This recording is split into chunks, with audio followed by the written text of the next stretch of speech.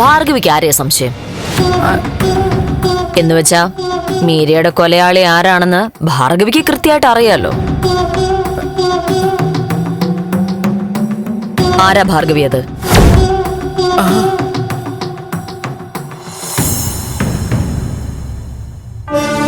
ഭാർഗവിയാണ് പേര് പറഞ്ഞതെന്ന് ഒരിക്കലും ഞങ്ങൾ പുറത്തുവിടില്ല. മാത്രമല്ല, അതോടെ ഭാർഗവി പോലീസിന്റെ വേണ്ടപ്പെട്ട ആളാവുകയും ചെയ്യും. പറഞ്ഞു. എനിക്കറിയില്ല മാഡം, സത്യമായിട്ടും എനിക്കറിയില്ല.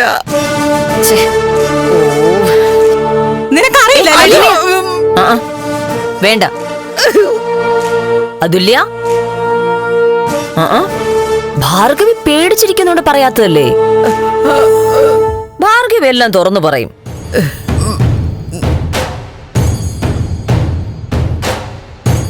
നമുക്ക് പറയിപ്പിക്കാം. സമയമല്ലേ ഉള്ളത്. ഭാർഗവി നമ്മുടെ ആളല്ലേ.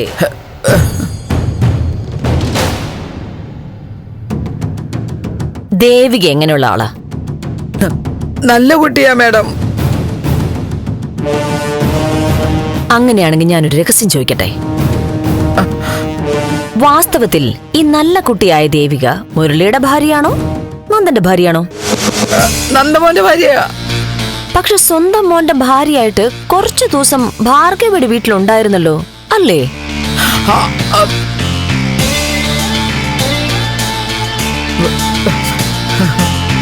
ഭാർഗവി, പേടിക്കണ്ട. പിള്ളേരല്ലേ, ഇതൊക്കെ സ്വാഭാവികം.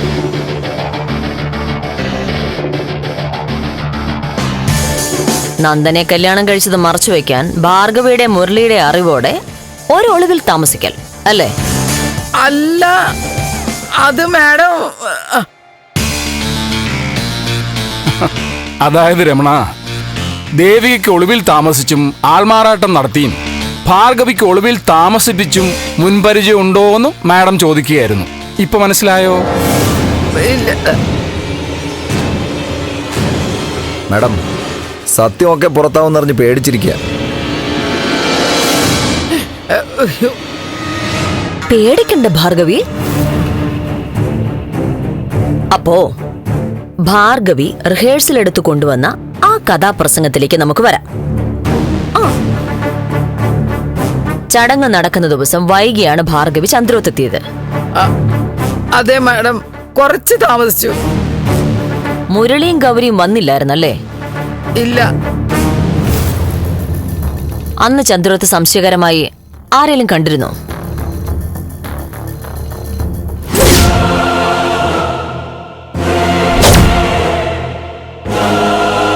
അയ്യോ മോളെ, അയ്യോ മോളെ,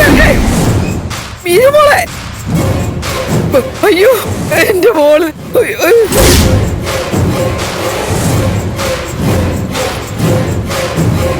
കണ്ടിരുന്നോന്ന്?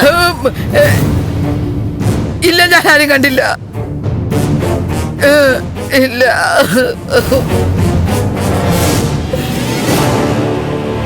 മീര, ദേവിക, രജനി, അങ്ങനെ എല്ലാരും ഉണ്ടായിരുന്നു അല്ലേ? ഉണ്ടായിരുന്നു.